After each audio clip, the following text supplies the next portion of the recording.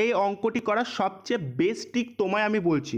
দেখো কি বলছি, একই সুদের হারে 2 বছরের সরল সুদ 44 টাকা এবং চক্রবৃদ্ধি সুদ 46 টাকা, তাহলে আসল কত?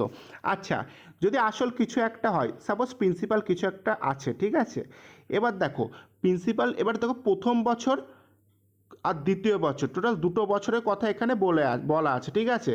আচ্ছা, সরল সুদের ক্ষেত্রে তুমি দেখো যে প্রথম বছর আর দ্বিতীয় বছর মিলে সুদ কত? 44 টাকা। তাহলে নিশ্চয়ই প্রথম বছর কি 22 টাকা আর দ্বিতীয় বছরে 22 টাকা, কারণ সরল সুদ প্রত্যেক বছর সেম দেয়। এবার তুমি চক্রবৃদ্ধি সুদের কাছে আসো, কিন্তু চক্রবৃদ্ধি সুদ তো 46 টাকা, তাহলে কিন্তু সরল সুদ ছিল 44 টাকা আর 46 টাকা হয়েছে, তার মানে 2 টাকা বেশি হয়েছে। এই 2 টাকা বেশি দিয়েছে কি?